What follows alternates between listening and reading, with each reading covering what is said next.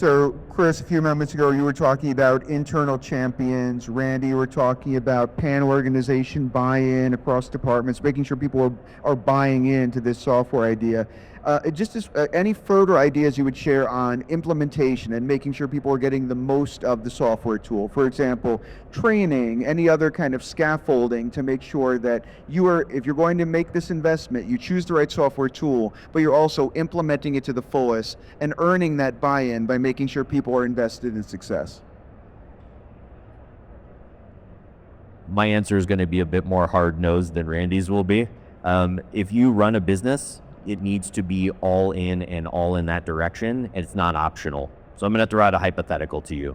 You're going to hire a technician, and technician comes in for the interview, and you say, we run on this piece of software. And the technician looks at you and goes, that's great, I'm not going to use that.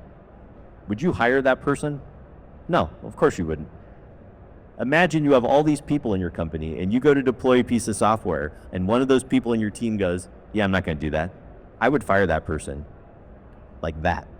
They'd be gone. I don't care who you are. I don't care how long you've been with us.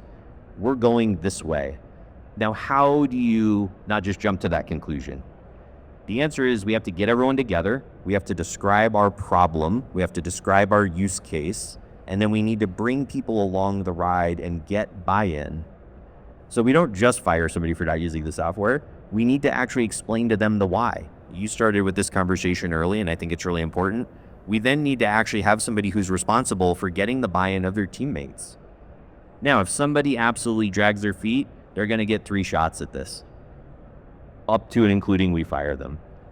The machine will not move forward if that individual does not play their part within it. And I think this is like a really important takeaway. Like, are we running a business and a process or not?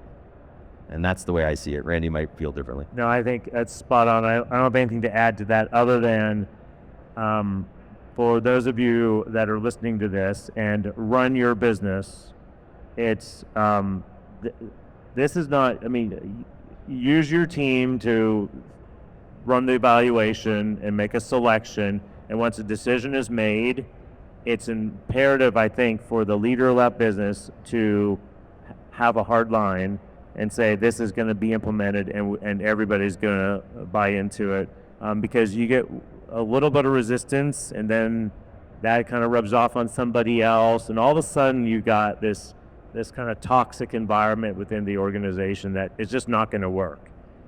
So full buy-in and full steam ahead is the best way to do it. I would add just to answer a little different way to that question. I think that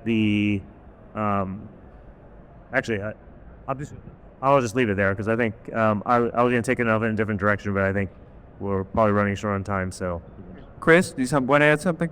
I think this idea of it's burning the boats, right? So whenever we would deploy a new piece of software or a new feature, we always had to deprecate the old version of something, whatever that was, whether it was a disparate tool, whether it was a different method, like whatever the case was.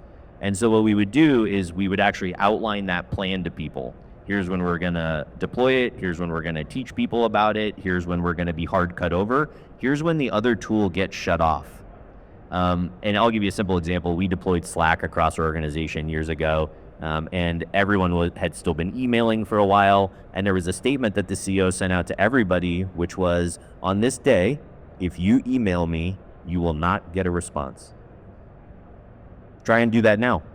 And so one of the things that I think is really interesting about software tools is you can actually force the behavior if you manage the deployment and the deprecation of the old thing well, and actually shut it down. Hey, try and run the old thing now. Good luck. Your job is going to be real hard because it literally won't work. And I think if companies really kind of think that through in the process, it goes very, very well.